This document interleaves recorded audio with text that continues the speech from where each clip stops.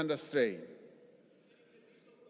Eskom has launched a program to buy excess power from private generators and has already secured some 300 megawatts, also from neighboring countries around us. The South African Police Service has established a dedicated team with senior leadership to deal with the pervasive corruption and theft at several power stations that has contributed to the poor performance of a number of these stations.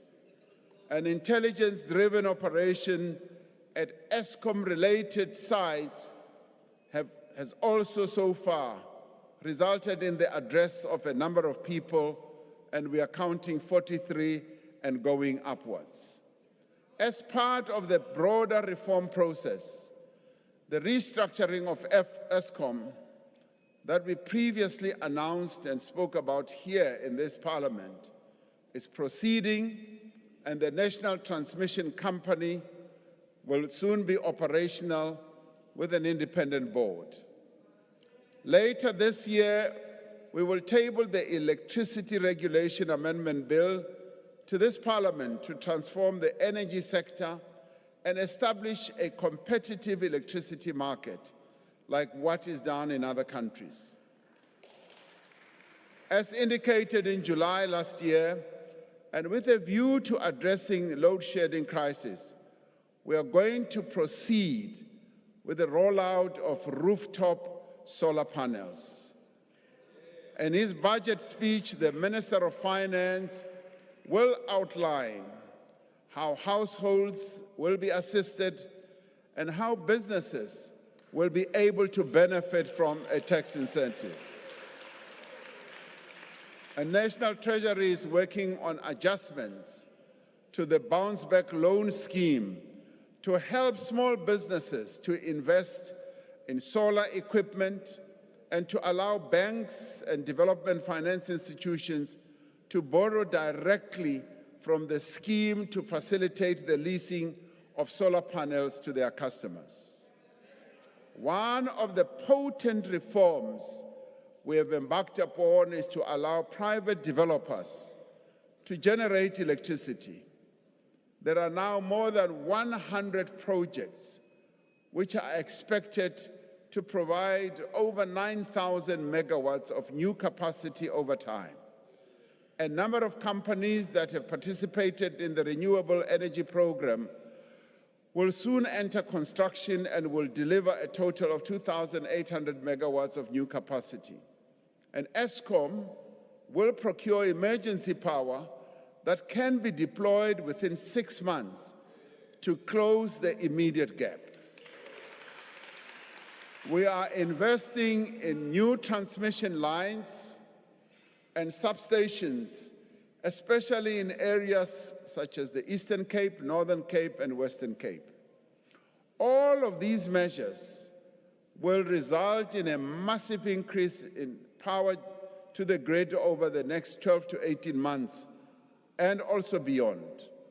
Now, this power will be in line with our diverse mix of energy sources, including our current coal-fired power stations, solar, wind, gas, nuclear, hydro, and battery storage. To fully implement this plan, we need a central coordination, and we also need to take decisive action. Some of the processes have been held up by regulations, have been held up by various processes that are embedded in the architecture that we have regarding energy. In a time of crisis, we need a single point of command and a single line of march. Just as we address the cause of the crisis, we also need to address its impact. Now, the crisis has progressively evolved to affect every part of society. We must act to lessen the impact of the crisis on farmers, on small businesses, on our water infrastructure, on our transport network, and a number of other areas and facilities that support our people's lives. Now, in considering all these matters and the crisis that we are in, the National Disaster Management Center has consequently classified the energy crisis and its impact as a disaster. We are therefore declaring a national state of disaster to respond to the electricity crisis and its effect. The Minister of Cooperative Governance and Traditional Affairs has just gazetted the declaration of the state of disaster, which will begin with immediate effect. Now, what will the state of disaster enable us to do? It will enable us to provide practical measures that we need to take to support businesses, a number of businesses, for instance, in food production, storage, retail supply chains, including for the rollout of generators and solar panels and uninterrupted power supply. Where technically possible, it will also enable us to exempt critical infrastructure such as hospitals and water treatment plants from load shedding. And it will enable us to accelerate energy projects and limit regulatory requirements while maintaining rigorous environmental protection as well as procurement principles and technical standards.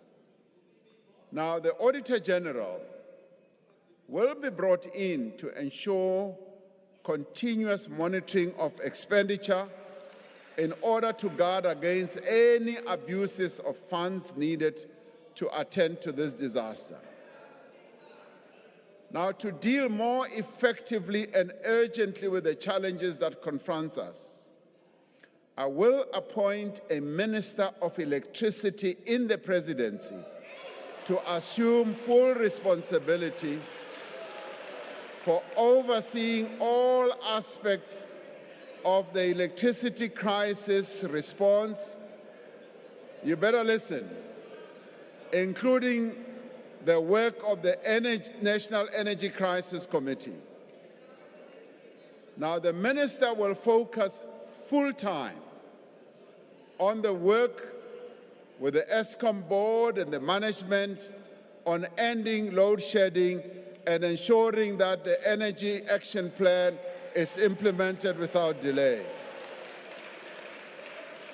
Now, so as to remove any confusion, the Minister of Public Enterprises will remain the shareholder representative of ESCOM and steer the restructuring of ESCOM and ensure the establishment of the transmission company, oversee the implementation of the Just Energy program, and oversee the establishment of the SOE holding company.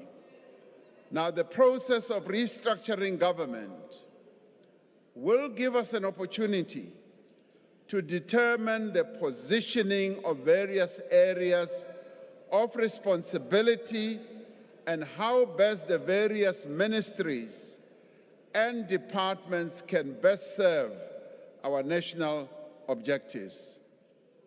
Now, we are focusing our attention on the energy crisis right now, and we will address the restructuring of government in due course.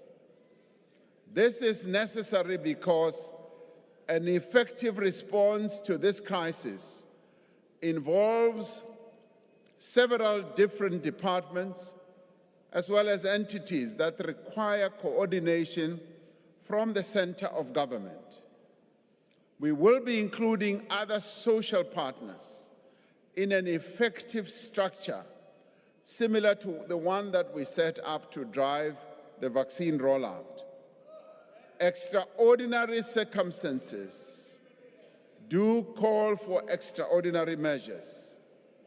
Now, we have cooperated extremely well with a number of role players. The energy crisis is an existential threat to our economy and to the social fabric of our country. We must therefore spare no effort, and we must allow no delay in implementing the measures that are going to enable us to address the crisis. And I'm doing this because much as we have the various regulations, the various laws, the coordination, particularly when it comes to addressing the electricity crisis, is an important instrument that I need to enable us to address this process.